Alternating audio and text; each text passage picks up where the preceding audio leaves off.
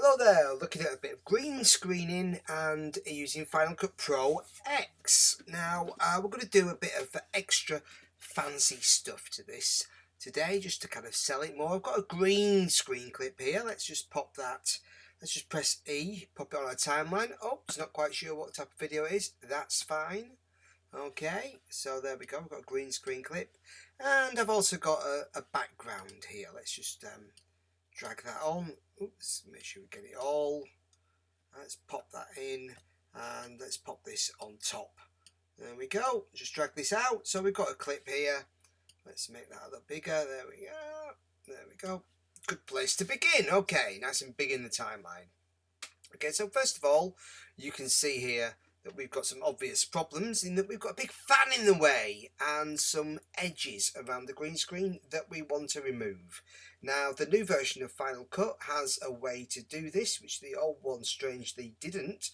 So let's just go to our effects and we can go to masks and let's just use our draw mask. So I'm going to just drop that onto the top clip and here we go. Just click on that. There's our draw mask effect. It doesn't have to be precise because we're just drawing around the lady with the intention of getting rid of this fan here. Now, why I'm drawing it quite loose around the lady is because she's moving her shawl about. So I don't want, as I scrub through, that shawl to go outside of the edge. And it hasn't, so that's all fine. Next, let's go to our keying effects and take the keyer. We shall drop that on. Okay, that's looking pretty good already. Now we can just refine this a little bit. We go to our keyer and let's turn on the alpha channel there. We can see we've still got some shadows around here. So let's go into our map tools here and let's just to fix the shadows. Let's take the levels in the shadows up there. Oh, that's kind of got rid of that. And it's okay to have a little shadow around there because that's where her shadow would be normally. We could always soften the edges slightly, not that we really need to on this particular clip. Let's just soften them by a tiny amount and that's looking pretty good. Let's go back to our view and maybe let's take our spill suppression perhaps and maybe take the saturation down a little bit just to get a little bit of green perhaps off the edge if you've got any.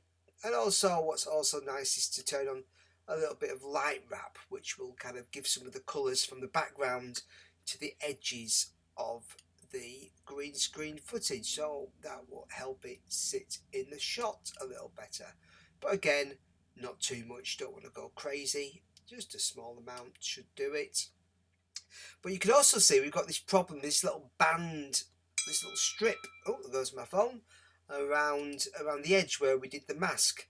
The easy way to fix that is to make sure the keyer is on top, there we go, on top of the mask, and that corrects that problem because effects work on a kind of hierarchical basis, and if you have one effect on top of another effect can make a difference to how the outcome is. Okay, so we're looking pretty good.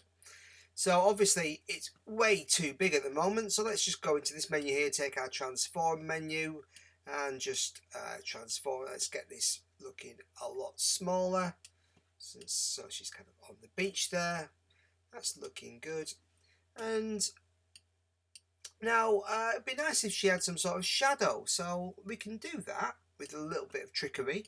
So I'm just going to hold down the Alt key and drag this layer up one layer to make a copy. And then what I'm going to do is I'm going to go to my distort tools. I'm just going to distort this layer like so and just move it about and basically stretch it out a little bit as if the sun is coming from behind. There we go. And just play about. That should do.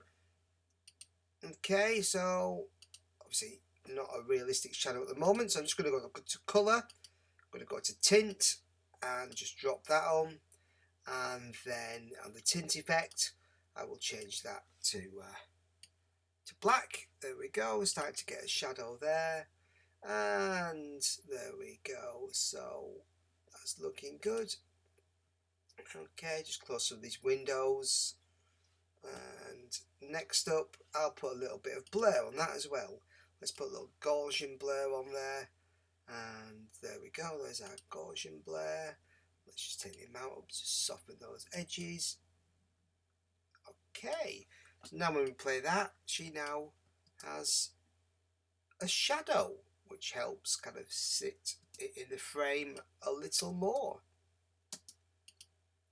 Now we could also, if we really want to go a little bit nuts, maybe do something to bring this JPEG image to life a little. So let's, I'm going to alt click on the background layer to make a copy.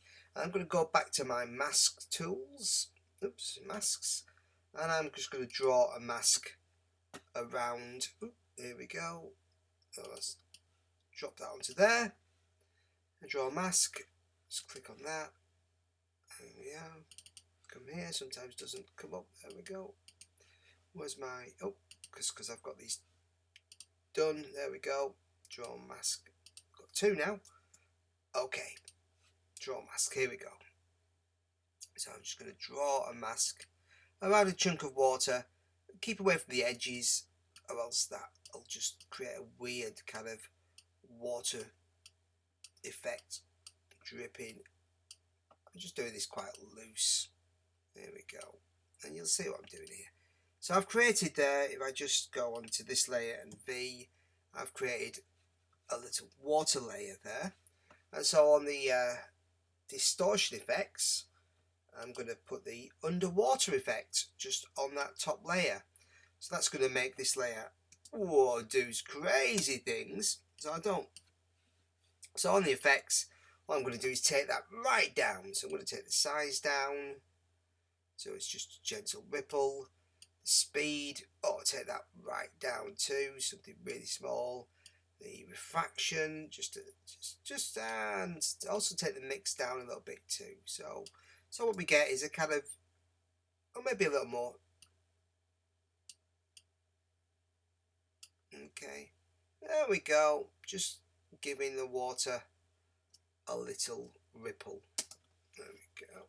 And then what we could also do is, if we really wanted to add some more stuff, we could take all these clips and go to clip, and let's just right click on this and new compound clip. Let's put them all into one clip.